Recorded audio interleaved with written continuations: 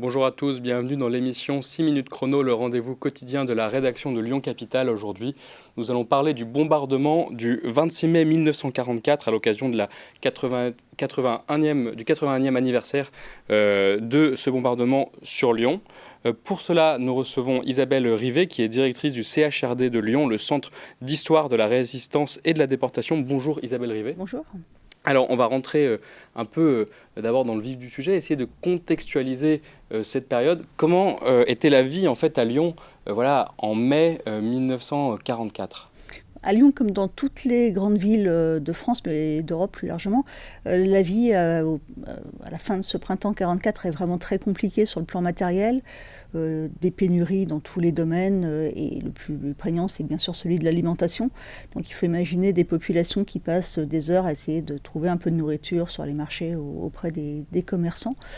Une angoisse aussi parce que on voit bien que l'armée allemande est particulièrement tendue et ça se traduit par des massacres qui vont avoir lieu au printemps et à l'été 1944. Donc des personnes en général qui sont internées à la prison de Montluc, qui sont extraites de Montluc pour être fusillées un peu partout dans l'agglomération lyonnaise. Ça entretient un réel climat de terreur. Et pour autant, il y a cet espoir d'une libération prochaine et notamment d'un débarquement allié. Alors, il y a déjà eu des débarquements alliés, on le sait, en Afrique du Nord en 1942. Mais là, on attend quelque chose sans doute du côté du nord de la France. Alors, on sait que ce sera en Normandie. Il y a le début d'une rumeur ou quelque chose ? Il y a le début d'une rumeur.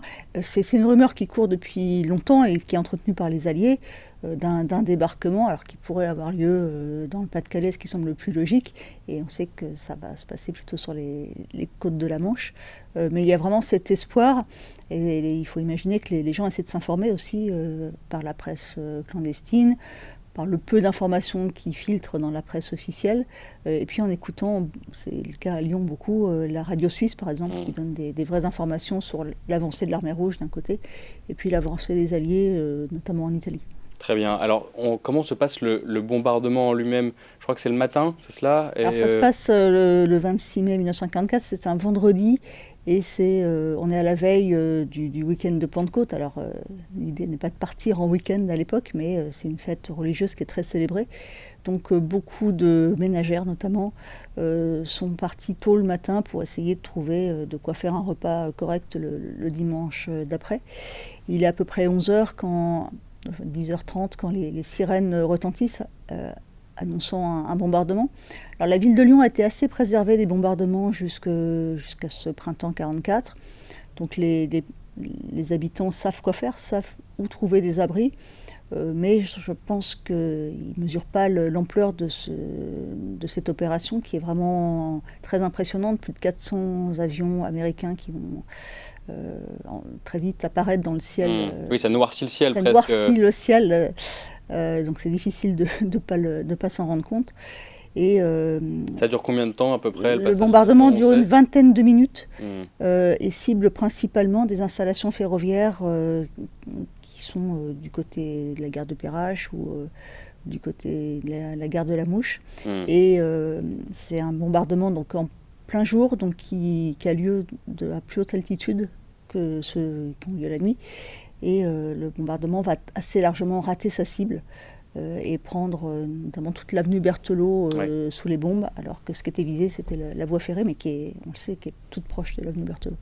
Et alors, comment est-ce que c'est vécu par les Lyonnais ? Parce que je sais plus si je l'ai dit au début, mais 1000 victimes. À peu près 1000 victimes morts, en 20 minutes. En 20 minutes, sous les bombes. J'ai noté 1500 bombes de 500 kilos. Voilà, pour donner Alors, on sait qu'on en retrouve encore assez régulièrement, d'ailleurs, à l'occasion de travaux ou en draguant le Rhône. Je crois qu'il y en a une qui a été retrouvée dans le 9e arrondissement il y a quelques années encore. Donc, c'est vraiment des bombes énormes qui font des dégâts considérables. Donc, ça crée un énorme traumatisme. Évidemment, 1000 morts, c'est énorme. Et il faut imaginer aussi les dégâts matériels. Donc beaucoup d'immeubles, notamment l'avenue Berthelot, va être très touché, mais le quartier de Vèze aussi. Et c'est des immeubles qui seront reconstruits en général en 47 ou 48. Donc c'est aussi des familles qui vont être dans une grande précarité pendant des années, sur toute la fin de la guerre, mais aussi sur ce qu'on va appeler la sortie de guerre, ou en tout cas l'après-libération. Très bien. Et comment est-ce que c'est resté dans les mémoires? D'abord, est-ce qu'on peut le voir encore dans la ville, des traces de ce bombardement? On Alors, parlait on peut le d'immeubles. voir quand on regarde bien, et c'est le sens des parcours urbains qu'on propose dans le quartier Jean Massé. En regardant attentivement l'univers urbain, on voit que beaucoup d'immeubles sont des immeubles de la reconstruction. Ça, c'est quelque chose qu'on apprend à décrypter avec nos médiateurs.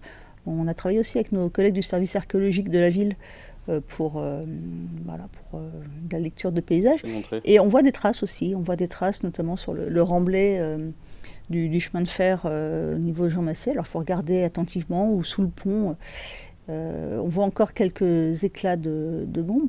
Et on voit quand même un paysage modifié. Par exemple, l'école de santé militaire, qui était le siège de la Gestapo, va être très durement touchée. C'est là où est installé le CHRD aujourd'hui. Et le bâtiment de façade ne sera jamais reconstruit à l'identique. C'est pour ça qu'il y a une grille. D'accord. Alors, c'est déjà la fin des 6 minutes chrono. Merci nous avoir donné le détail. Merci à vous. Justement, pourra retrouver des parcours urbains, vous en parliez, à partir du 20 pour commémorer Alors, il y a un cet parcours anniversaire. urbain, effectivement, le 25 mai, c'est-à-dire dimanche prochain, à 15 h a priori. Donc, il faut aller sur le site du musée pour s'inscrire. Très bien, c'est noté, on le mettra, l'annoncera sur nos pages. Merci de venir sur notre Merci à plateau. vous. Quant à vous, merci d'avoir suivi cette émission. Je vous dis à très bientôt.